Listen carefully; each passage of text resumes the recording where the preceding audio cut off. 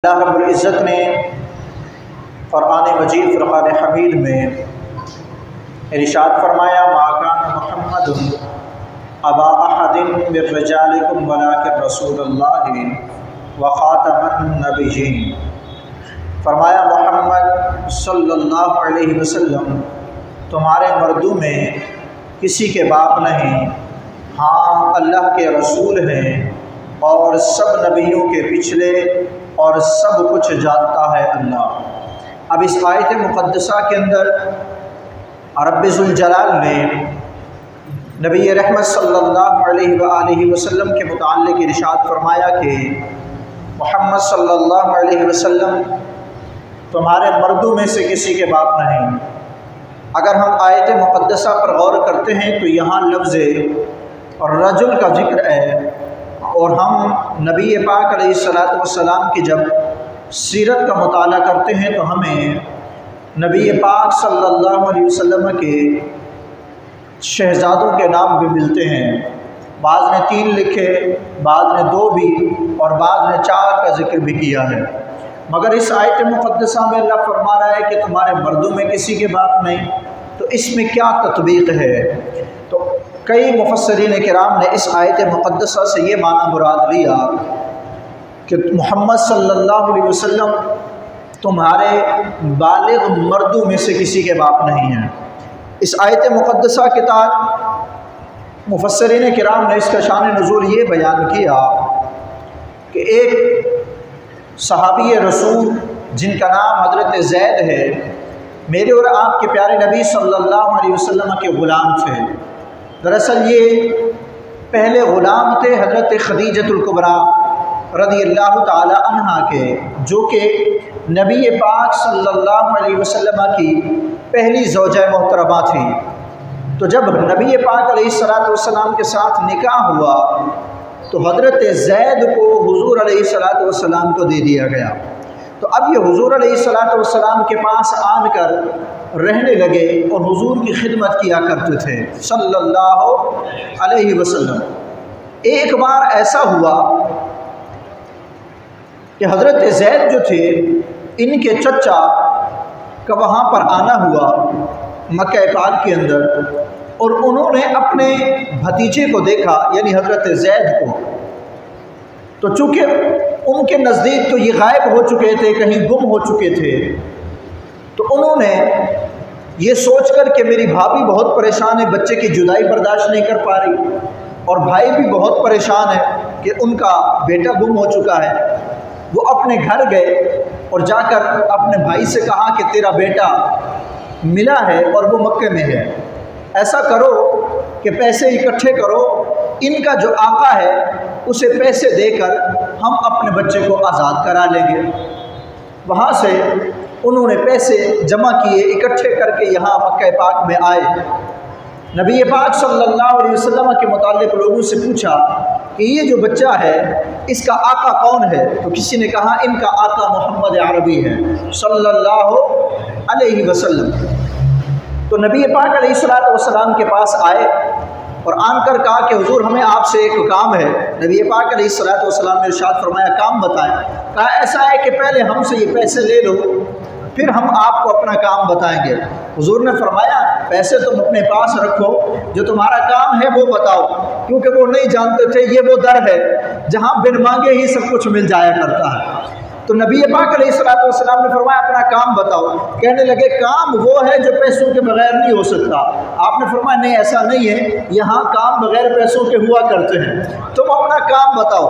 कहने लगे या रसूल अल्लाह सल्लल्लाहु अलैहि वसल्लम, हमारा जो बच्चा है वो गुम हो गया था और वो आजकल आपका ग़ुलाम है।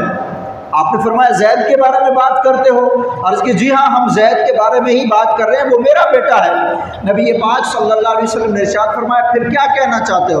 कहने लगे हम चाहते हैं वो बच्चा हमारे हवाले कर दिया जाए, उसके बदले में जितने पैसे चाहते हो ले लो। नबी पाक अलैहिस्सलातु वस्सलाम ने इरशाद फरमाया परेशान होने की ज़रूरत नहीं है, ज़ैद भी आ जाता है, उससे पूछ लेते हैं, अगर वो तुम्हारे साथ जाना चाहे तो ले जाना, पैसे भी ले जाना, हम रुकावट नहीं डालेंगे। अल्लाहु अकबर कबीरा।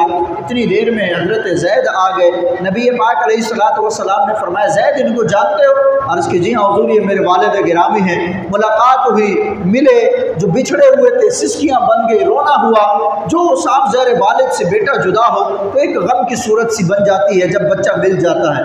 खैर जब फारिग हुए तो नबी पाक अलैहिस्सलातु वस्सलाम ने इरशाद फरमाया, ज़ैद ये तुम्हारे वालिद हैं, ये तुम्हारे चचा हैं, ये दोनों पैसे लेकर आए हैं। ये इसलिए आए हैं कि ये पैसे मुझे देकर तुम्हें ले जाएं। मैंने इनसे कहा है कि मुझे पैसों की ज़रूरत नहीं है, अगर ज़ैद जाना चाहे तो वो चला जाए, अगर ज़ैद जाना चाहे तो वो चला जाए। नबी पाक अलैहिस्सलातु वस्सलाम ने इरशाद फरमाया, ए ज़ैद अब तुम बताओ तुम जाना चाहते हो या नहीं? अब तुम बताओ तुम जाना चाहते हो या नहीं? जब नबी पाक अलैहिस्सलातु वस्सलाम ने ये बात इरशाद फरमाई ना तो उनके वालिद बोलने लगे, हुजूर ये आप कैसी बातें कर रहे हैं? एक बच्चा अपने बाप के पास क्यों नहीं जाना चाहेगा? आपने ये जाना चाहते हो या नहीं वाली बात कैसे की? हुजूर ने फरमाया अभी पता चल जाएगा, अभी पता चल जाएगा। जब नबी पाक अलैहिस्सलातु वस्सलाम ने पूछा ना कि चाहते हो जाना या नहीं, हज़रत ज़ैद ने खामोश रहे, कोई जवाब नहीं दिया। अल्लाहु अकबर कबीरा। मेरे नबी पाक सल्लल्लाहु अलैहि वसल्लम ने दोबारा पूछा, फरमाया ज़ैद जाना है या नहीं? फिर खामोश रहे। हुजूर ने तीसरी मरतबा पूछा, फरमाया ज़ैद वालिदैन के साथ जाना चाहते हो या नहीं? तो रोने लग गए। अर्ज़ की या रसूलल्लाह आपको छोड़कर कहीं जाने को जी नहीं चाहता, आपको छोड़कर कहीं नहीं जाना चाहता। वालिद ने कहा, बेटा ये कैसी बातें करता है? मैं तेरा बाप हूँ, तेरी माँ वहाँ परेशान है, हमारे साथ चल, हम तुझे दुनिया की सारी आसाइशें देंगे। उन्हें क्या पता था कि जिनके पास ये रहता है वो कायनात के मालिक बनाकर भेजे गए, उनके पास तो तमाम कायनात के ख़जानों की कुंजियाँ। हज़रत ज़ैद कहने लगे, अब्बा हुजूर आपकी बात बिल्कुल ठीक है कि आप मेरे वालिद हैं, मेरी माँ मेरी वजह से परेशान होगी, लेकिन दुनिया की सारी मोहब्बतें हुजूर के कदमों पर कुर्बान। फिर नबी पाक सल्लल्लाहु अलैहि वसल्लम ने हज़रत ज़ैद को लिया, मक्के के अंदर गए बैतुल्लाह के पास। फरमाया ज़ैद नहीं जाना चाहते, ऐसा करो फिर मिलने के लिए तो चले जाओ, तुम्हारा दिल ना लगे तो वापस आ जाना, मेरे पास रहना, कोई बात नहीं। जब हुजूर अलैहिस्सलातु वस्सलाम वहाँ लेकर गए ना तो लोग भी इकट्ठे हो गए। फिर हुजूर ने एक मोहब्बत का ऐलान फरमाया, फरमाया लोगों सुनो, ज़ैद कहता है मैं अपने माँ बाप के पास नहीं जाना चाहता, मैं हुजूर की खिदमत में ही रहूँगा। सुनो लोगों, आज के बाद मैं ऐलान करता हूँ ये ज़ैद मेरा गुलाम नहीं, मेरा बेटा है। ये क्या है? मेरा बेटा है। तो इस मौके पर नबी पाक अलैहिस्सलातु वस्सलाम ने अपने एक गुलाम को बेटे का दर्जा दिया। गोया कि हुजूर ने मुंह बोला बेटा बना लिया। अब क्या हुआ, ज़माना गुजरता रहा, वक्त बीतता रहा, तो नबी पाक अलैहिस्सलातु वस्सलाम के इस गुलाम हज़रत ज़ैद की शादी हो गई। शादी हुई, मामलात चलते रहे, वक्त गुजरा तो एक टाइम आया हज़रत ज़ैद ने अपनी घरवाली को तलाक दे दी। इद्दत गुजरने के बाद जब मामलात क्लियर हुए तो उसी लड़की से नबी पाक अलैहिस्सलातु वस्सलाम ने शादी की, जिनका नाम ज़ैनब था। जब शादी की ना तो नबी पाक अलैहिस्सलातु वस्सलाम की शादी करने के बाद लोगों ने बातें करना शुरू कर दी। क्या? ये कहने लगे कि देखो देखो मोहम्मद ने अपने बेटे की घरवाली से शादी कर दी। अल्लाह ने कुरान के अंदर ये आयत करीमा नाजिल फरमाई, फरमाया मा काना मुहम्मदुन अबा अहदिन मिर रिजालिकुम, फरमाया ये जो मोहम्मद है ना तुम्हारे बालिग मर्दों में से किसी के बाप नहीं है। आवाज नहीं आई आपके? बालिग मर्दों में से किसी के बाप नहीं, क्योंकि ज़ैद तो एक गुलाम था, ये तो आका ने मेहरबानी करके मुंह बोला बेटा बना लिया था। अब तुम कहते हो कि हुजूर ने अपने बेटे की तलाक याफ्ता बीवी से शादी कर ली, तुम्हें पता नहीं कि ये ज़ैद हुजूर के मुंह बोले बेटे हैं। ये क्या है? मुंह बोले बेटे हैं। और अगर बात करें हम यहाँ अकीदा खत्म नबूवत की तो अल्लाह रब्बुल इज़्ज़त ने यहाँ रिजाल की बात क्यों की? रजुल का जो माना है रजुल ये वाहिद है और इसकी जमा बनती है रिजाल। अगर हम अरबी ग्रामर को उठाकर देखें तो रजुल का जो लफ्जी माना बनता है लुगत के एतबार से, उस बंदे पर बोला जाता है जो कामिलुल अक्ल हो, जिसकी अक्ल ठीक हो, बालिग हो और जिंदा भी हो। क्या हो? आकिल भी हो और ऐसा जो कामिलुल अक्ल हो और साथ में जिंदा भी हो उस बंदे के लिए, बालिग भी हो उसके लिए रजुल का लफ्ज इस्तेमाल किया जाता है। अल्लाह ने इरशाद फरमाया मोहम्मद तुम्हारे बालिग मर्दों में से किसी के बाप नहीं, इसलिए कि अगर कोई बालिग होता तो शायद कोई कहता कि नबूवत किसी और को भी मिलनी है। अल्लाह ने फरमा दिया नहीं, तुम्हारे मर्दों में से, बालिग मर्दों में से किसी के बाप नहीं। इसका मतलब ये हुआ कि नबूवत का दरवाज़ा यहीं पर बंद हो गया। एक बात, दूसरी दलील में आपको और दूँ, और यहाँ इश्क की बात मैं बताने लगा हूँ, जरा तवज्जो से सुनिएगा। यहाँ लफ्ज़ इस्तेमाल हुआ रजुल का। क्या इस्तेमाल हुआ? रजुल कहते हैं मर्द को, रिजाल कहते हैं बहुत सारे मर्दों को। यहाँ अगर अल्लाह कुरान के अंदर कह रहा है मा काना मुहम्मदुन अबा अहदिन मिर रिजालिकुम, तुम्हारे बालिग मर्दों में से मोहम्मद किसी के बाप नहीं। और मैंने बताया रिजाल के लिए मतलब क्या है, जिंदा भी हो, आकिल भी हो और बालिग भी हो। अब आइए मैं आपको एक हदीस सुनाता हूँ, ज़रा गौर से सुनिएगा। फरमाया जब बंदे का इंतकाल हो जाता है, बंदा कब्र में जाता है, उससे एक सवाल ये भी होता है मा कुंता तक़ूलु फी हक़्क़ि हाज़ा रजुल। रजुल का लफ्ज़ आया, तवज्जो नहीं फरमा रहे आप हैं? रजुल का लफ्ज़ आया, मतलब रजुल उसके लिए बोला जाएगा जो, आवाज नहीं आ रही आपकी, जो जिंदा हो, आकिल हो, बालिग हो। फरमाया मा कुंता तक़ूलु फी हक़्क़ि हाज़ा रजुल मोहम्मद, बता इस मर्द, इस मोहम्मद के लिए दुनिया में क्या कहता था। मतलब क्या हुआ, जिनके बारे में पूछा जा रहा है ना वो जिंदा भी, तवज्जो नहीं फरमा रहे, आपकी आवाज़ बड़ी कम निकल रही है। सुभान अल्लाह की आवाज़, मैंने बड़े अकीदे की बात आपको बता दी। खैर, अल्लाह के नबी अलैहिस्सलातु वस्सलाम को अल्लाह ने ये शान अता फरमा दी। अब एक और बात मैं आपको बताऊं, जहां भी अल्लाह के नबी की बात आएगी ना, वहां सबसे पहले तहफ़्फ़ुज़ के लिए अल्लाह कुरान में आयत नाज़िल फरमाता है। यानी सबसे पहले नबी की नबूवत की हिफाजत करने वाला अगर कोई है तो वो अल्लाह है। वो क्या है? यहाँ पर लोगों ने बात क्या की थी कि देखो मोहम्मद ने अपने बेटे की तलाक याफ्ता बीवी से क्या कर ली, ये बात की थी, ये एतराज़ लगाया था, तो अल्लाह ने कुरान में आयत नाज़िल फरमाई। मुझे बताओ, घर के अंदर अगर बच्चे शरारत करे, मिसाल के तौर पर किसी लाइट को, हमने किसी जगह बल्ब वगैरह लगे होते हैं मुख्तलिफ जगह पे, तो बच्चे ने बोर्ड से बटन दबाया तो या तो उसको अर्थ लग गया या थोड़ा बहुत करंट लग गया या उसकी वजह से कोई नुकसान हुआ, तो अब वालिद अगर गुस्से में आ जाए तो क्या करेगा? आज के बाद इस बोर्ड को हाथ नहीं लगाया, सिर्फ इतना नहीं कहेगा, वो जो अंदर वाले ना उसका भी कुछ नहीं करना, ये काम भी नहीं करना, ये भी।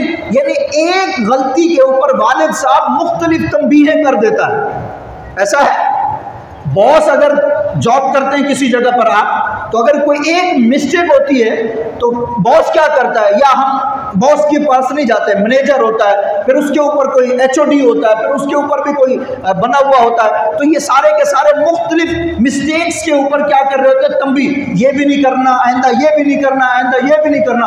अल्लाह रब्बुल इज्जत ने कुरान में एक गलती के मुतालिक जो अवाम ने की थी, लोगों ने की थी और हुजूर पर एतराज़ किया था, सिर्फ इतना कह देता कि ये मेरा जो नबी है ना, तुम्हारे बालिग मर्दों में से किसी का बाप नहीं। लेकिन अल्लाह ने सिर्फ इतना नहीं कहा, बल्कि तंबीह करते हुए क्या क्या फरमाया, एक तो ये क्या है, तुम्हारे बालिग मर्दों में से किसी के बाप ने, फिर फरमाया सुनो ये मेरा रसूल है। जरा जमाल के सवाल के बात किया करो, जब भी बात करो वलाकिन रसूल अल्लाह, फरमाया ये अल्लाह के रसूल हैं, इनके बारे में जबान दराज करने से पहले सोच लेना। फिर ये भी कहा, फरमाया वलाकिन रसूल अल्लाह व खातमन नबिय्यीन, सुनो तुम्हारा अगर अकल उस जानिब जा रहा हो ना कि बालिग मर्दों के बाप हो गए तो अब इनमें से किसी को नबूवत मिल सकती है, सुन लो खातमन नबिय्यीन, इनके बाद कोई नबी आने वाला नहीं है।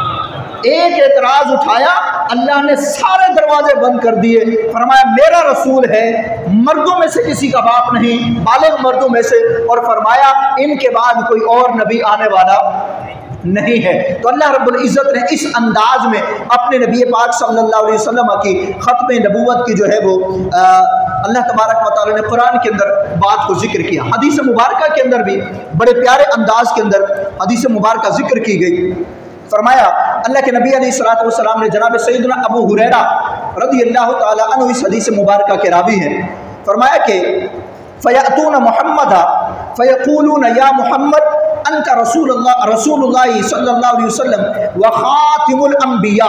नबी करीम सल्लल्लाहु अलैहि वसल्लम ने इरशाद फरमाया, अव्वलीन व आखिरीन, नबी पाक सल्लल्लाहु अलैहि वसल्लम की बारगाह में हाजिर होकर अर्ज करेंगे, क्या ये अर्ज करेंगे, या मोहम्मद सल्लल्लाहु अलैहि वसल्लम, ए मोहम्मद सल्लल्लाहु अलैहि वसल्लम, आप अंता रसूलुल्लाह, आप अल्लाह के रसूल भी हैं, व खातिमुल अंबिया, और तमाम नबियों में सबसे आखिर में आने वाले, और आपके बाद कोई नबी आने वाला नहीं, खत्म नबूवत का दरवाज़ा भी आप पर बंद हो चुका है। तो ये सारे के सारे लोग भी इस बात का अकीदा रखते हैं, मेरे नबी पाक सल्लल्लाहु अलैहि वसल्लम के बाद कोई और नबी आने वाला। और यहाँ मैं अकीदा को मजबूत करने के लिए एक बात और बता दूँ, हम सब मुसलमान हैं अल्लाह के फजल करम से, और अल्लाह का शुक्र अदा किया करें, अल्लाह ने हमें मुसलमानों के घर में पैदा किया, ठीक है। वरना कई लोग ऐसे भी थे, इस्लाम इतना आसानी से हमें तो प्लेटों में डाल के मिल गया ना। पूछो बिलाल हबशी से, जब तपती रेत के ऊपर उनका आका उनको मारता था और कहता था कि बुतों का नाम ले, और बिलाल हबशी फिर भी कहते थे अहदुन अहदुन अहदुन, मैं तो उस एक रब को मानता हूँ, मैं तेरी कैसे मानूं। उनसे पूछो, जरा पूछो, सलमान फारसी से फारिस को छोड़ के आए, सुहेब से पूछो रूम छोड़ कर आ गए, तो उन्होंने इस्लाम के लिए कुर्बानियां दी हैं। बिलाल हबशी से पूछो तो उन्होंने कितने कुर्बान। तो हमारे पास तो इस्लाम ऐसे पहुंच गया ना, तो हमने इस्लाम की फिर कदर करना छोड़ दी। आज भी अगर मुसलमानों को बिठाकर पूछ लिया जाए, भाई 7 सितंबर को क्या हुआ था मुल्क पाकिस्तान में, तो 90% तो चलो मैं यूं कहूँ कि हम मुसलमान हैं कि हमें पता होगा, लेकिन 10% आपको ऐसे भी मिलेंगे जिनको पता नहीं होगा वो भाई 7 सितंबर क्या है। सर, हमारे मुल्क के आइन के मुताबिक, कानून के मुताबिक, हमारे मुल्क के अंदर 7 सितंबर के अंदर तारीख को हमारे मुल्क के अंदर ये कानून बिल मंजूर हुआ था और कानून बना था कि अल्लाह के नबी अलैहिस्सलातु वस्सलाम के बाद कोई और नबी नहीं आ सकता। कोई दावा करे, कुछ भी करे, और कादियानियों को इस हवाले से काफिर करार दिया गया था, मुर्तद करार दिया गया था कि अल्लाह के नबी अलैहिस्सलातु वस्सलाम के बाद कोई और नबी आने वाला नहीं है। यही हमारा अकीदा है। अगर इस अकीदे में कोई शक भी करे, क्योंकि ये अकीदा कहाँ से साबित है? कुरान से, और कुरान नस्से कतई है, और इसका कोई इनकार करने वाला डायरेक्ट क्या हो जाएगा? काफिर हो जाएगा। अगर कोई यूं कहे कि चलो इस जमाने में नहीं बाद में, तब भी काफिर हो जाएगा। कोई यूं कहे कि मैं शक करता हूं, मेरा गुमान है कि शायद ऐसा हो जाए, फरमाया वो बंदा भी काफिर हो जाएगा। ये अकीदा इतना मजबूत है। ये क्या है? अपनी औलादों तक इन अकीदे को, इन अकायद को पहुंचाओ, ये जिम्मेदारियां हैं आपकी। अगर हम और आप चले गए और हमारी औलाद को इस बारे में मालूम ही ना हुआ, इल्म ही ना हुआ, हम तो इंसानों की, मैं मुसलमानों की बात कर रहा हूँ ना, मैं आपको एक हदीस सुनाता हूँ। हम मुसलमान हैं और हमारा ये अकीदा भी है कि अल्लाह के नबी अलैहिस्सलातु वस्सलाम खातमुन नबिय्यीन है, आपके बाद कोई नबी आने वाला। मुझे बताओ, हम जानवरों से तो अच्छे हैं या नहीं हैं? जी, जानवरों से अच्छे, क्योंकि कुरान कह रहा है लक़द खलक़नल इंसान फ़ी अहसनि तक़वीम, फरमाया इंसान तेरी जो खिलकत है ना, अहसन तक़वीम है, तुझे हमने अशरफुल मखलूक़ात बनाया। और फिर सोने पे सुहागा। हम मुसलमान हैं, सिर्फ इंसान नहीं है, हम साथ में मुसलमान भी हैं, अल्लाह के नबी का कलमा भी पढ़ते, ला इलाहा इल्लल्लाह। उलमा ने लिखा, जिस तरह ला इलाहा इल्लल्लाह पर ईमान लाजमी है कि अल्लाह के सिवा कोई माबूद नहीं, ऐसे ही मोहम्मद रसूलुल्लाह में खत्म नबूवत पर भी ईमान लाजमी है। खत्म नबूवत में क्या है? तो हम क्या है? जानवरों से तो अच्छे हुए ना। अब मैं आपको, जानवर भी कैसा? जो जमीन के अंदर रहता है, जिसको गोह कहा जाता है, अरबी में इसको कहते हैं तब। अब सुनिएगा, इसके मुतालिक ज़ुरक़ानी के अंदर ये बात मौजूद है कि एक दिन ना मेरे और आपके प्यारे नबी सल्लल्लाहु अलैहि वसल्लम ना मस्जिद नबवी में तशरीफ़ फरमाते, सहाबाए किराम भी आपके इर्द गिर्द हुजूर से तालीम ले रहे थे कि एक आराबी शख्स, एक बदवी शख्स, देहाती शख्स अपने साथ गो लेकर ना वहाँ से गुजरा। नबी करीम अलैहिस्सलातु वस्सलाम के सहाबा को देखा, हुजूर को देखा तो उस तरफ आ गया, कहने लगे ये किसके इर्द गिर्द बैठे हो? कौन है ये जिसके इर्द गिर्द बैठे हो? कौन है ये? तो सहाबा किराम अलैहिम रिदवान ने अर्ज़ की कि कहा कि ये हमारे नबी हैं, इनका नाम मोहम्मद बिन अब्दुल्ला है और ये अल्लाह के आखिरी नबी हैं सल्लल्लाहु अलैहि वसल्लम, और ये कहते हैं कि अल्लाह एक है, उसके सिवा कोई इबादत के लायक नहीं। तो उस आराबी शख्स ने, उस देहाती शख्स ने कहा, अच्छा ऐसी बात है, फिर ऐसा करो मेरी मुलाकात कराओ। हुजूर की बारगाह में आ गए सल्लल्लाहु अलैहि वसल्लम। कहने लगा कि ये आपके बंदे कह रहे हैं कि आप अल्लाह के नबी हैं, और ये कह रहे हैं कि आपका ये ऐलान है कि अल्लाह एक है, अल्लाह के सिवा कोई माबूद नहीं, और आप अल्लाह के नबी हैं, आपका ये दावा है। हुजूर ने फरमाया मेरा दावा है। नबी करीम अलैहिस्सलाम से कहने लगा, ऐसा है, ये जो मेरे पास जानवर है, ये जानवर, अगर ये जानवर आपकी नबूवत की दावत, ये इस चीज़ का सबूत दे दे और ये कह दे कि आप अल्लाह के नबी हैं, मैं कलमा पढ़ के मुसलमान हो जाऊँ। बड़ी ज़ोर से सुभान अल्लाह ने। ये जानवर अगर गवाही दे दे, गो जिसको अरबी में अब कहते हैं, ये ज़मीन के अंदर रहता है, ज़्यादा पाँव वाला होता है, अगर ये गवाही दे दे तो क्या होगा, मैं कलमा पढ़ूंगा, मुसलमान हो जाऊंगा। अल्लाहु अकबर कबीरा। नबी पाक सल्लल्लाहु अलैहि वसल्लम ने ये नहीं कहा यार दलील लेनी है तो कुछ और ले लो, दलील लेनी है तो कुरान से सुन लो, दलील लेनी है तो मैं हदीस सुना देता हूँ, अपना कौल सुना देता हूँ। ये नहीं कहा कि चलो थोड़ी देर रुको, वही आएगी तो बता दूंगा।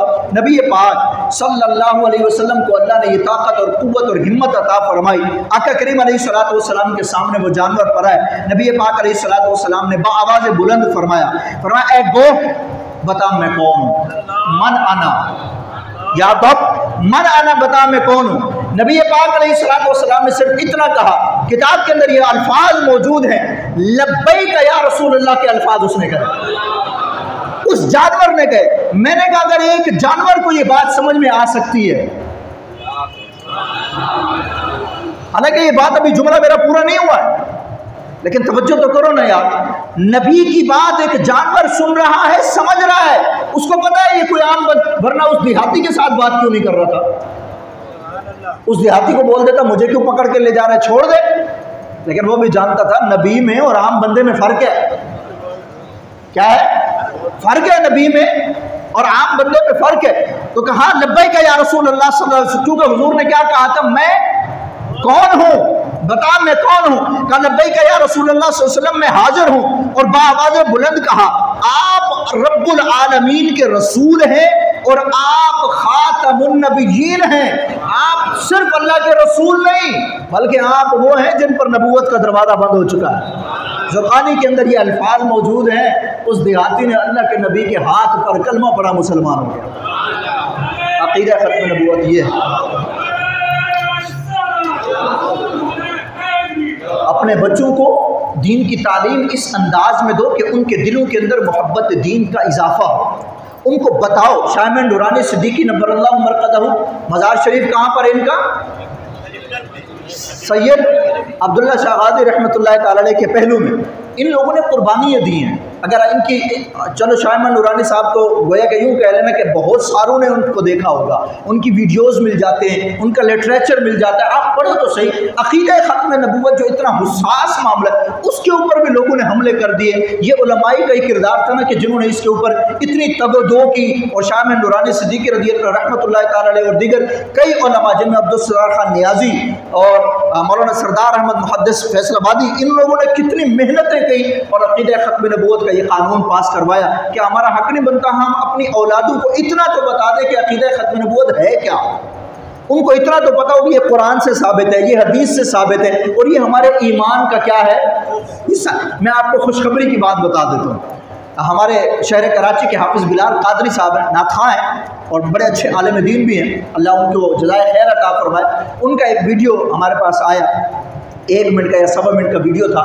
उसमें उन्होंने बड़ी प्यारी बात जिक्र की कि 7 सितंबर के हवाले से लोगों ने क्या तैयारी की है। लोगों ने ये तैयारी की हुई है कि 7 सितंबर को लोग अपने अपने बिजनेस में, अपने अपने कारोबार में लोगों को इस अकीदे को उजागर करने की खातिर डिस्काउंट दे रहे हैं। क्या कर रहे हैं भाई, हम खुश हैं इस बात पर कि अक़ीदा ख़त्म नबूवत का कानून आज भी मौजूद है, लिहाजा हम इस अक़ीदे पर मिन्नो वैसे ही खड़े हुए जैसे कुरान का हुक्म है। लिहाजा इस खुशी के अंदर हम अपने प्रोडक्ट के ऊपर तुम्हें डिस्काउंट दे रहे हैं। ये खुशी है या नहीं है? तो इस तरह इजहार हम भी कर सकते हैं। आपके पास जितना है आप उस एतबार से डिस्काउंट दे सकते हैं। 7 सितंबर के आप अगर गोल्डन की तरफ चले जाए ना तो आपको ये चीज़ें बहुत सारी मिल सकती हैं कि लोग डिस्काउंट देकर अपनी अकीदत का इजहार कर रहे हैं ख़त्म नबूवत का। और हमें चाहिए कि हम 7 सितंबर को अपने बच्चों को इस बात की तालीम दें कि ये जो दिन है वो दिन तारीख़ी दिन है कि जिसके अंदर ये कानून पास हुआ था अकीदा ख़त्म नबूवत के हवाले से, और उनको कुरान की तालीम, दीन की तालीम, इस्लाम के बारे में बताएं कि ये अकीदा है क्या और ख़ुद भी इस अक़ीदे पर कायम दायम और अपने आप को मजबूती के साथ